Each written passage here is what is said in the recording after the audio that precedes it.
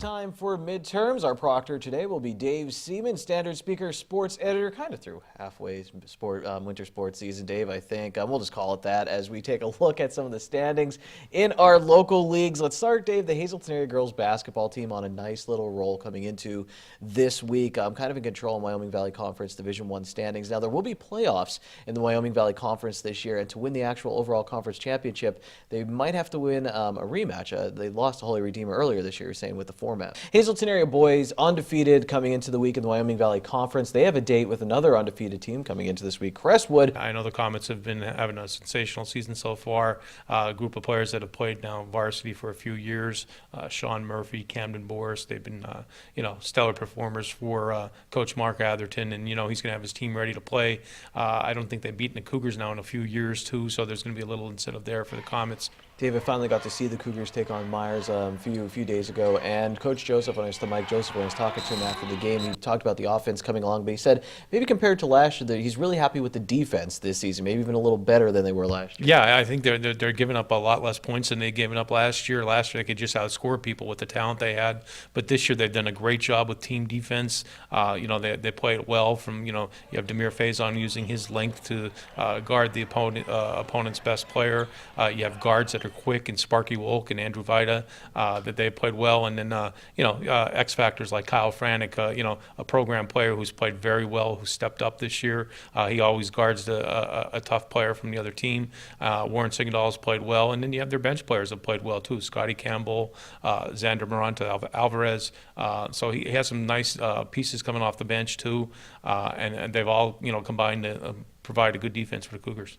Speaking of good defense, Dave, the Marion girls basketball team playing some really good defense. They had to beat Lourdes over the weekend just to keep pace with Monoy area team that beat them as we take a look at the standings in Division III of the Schuylkill League. Monoy area won round 1 against Marion. They'll play round 2 next Thursday. The Marion boys, too, Dave, in Division III. There's 3 teams up near the top. Monoy area leads there. They'll play next Friday. Did you get to see the Colts at all this season? Yeah, I got to see the Colts early in the season. They've been a little bit up and down this season, but the problem isn't with them scoring the basketball. Tyler Fritz, one of the premier scorers in the area, just eclipsed the 1,000-point mark. Brandon Zabolski having an outstanding year. Dante Augusti, Chris Ritzik, they can shoot the basketball. The problem Marion's run into is on a defensive end. They lack size inside, so teams with bigger players have been able to get baskets inside rebounds, put rebound baskets in against them. But the Colts can score on anybody. Girls basketball in the Schuylkill League, Dave. Division I, Tamaqua chasing Jim Thorpe. Again, they lost to Jim Thorpe first time around. They'll play again next Thursday. There's some talent on that Tamaqua team too. Emma Kaczynski scoring over 1,000 points in her career this season, so a lot to look out for there. The boys, the swimming team, Dave, for Hazleton area, I wanted to talk about them. They're on beat in the Cougar Boys Swimmers. They will have to take on Holy Redeemer, also on beat, and that is at Hazleton Area High School. That will be next Tuesday. A number of talented swimmers for the Cougars this season, helping them stay on beat. Yeah, Paul Flowers last year was a district champion. He's their most experienced swimmer, you might say, because he's a senior and he's been around. The great individual medley swimmer. He's back this year. He does well in the breaststroke. That's his specialty. You have Tony Goulstone, who's only a sophomore, who has been really, really successful in his events, mostly the 200 and 500 freestyle. And then you have swimmers like Brandon DeGrossa too, one of their top sprinters. And and you put in mix and match pieces too. And Coach Michelle Yakubowski has been able to do that. And the Cougars are having a very successful season. Dave, NFL playoffs, your Rams, they get the victory over the Cowboys. How did it go? I mean, you feeling good after that game as you head into an NFC championship game against the New Orleans Saints? I'm feeling good about that game, but now going to New Orleans, I don't know if I'm feeling so good about that. That's going to be a tough place to play. It's going to be loud. They didn't do very well the first time they played this year.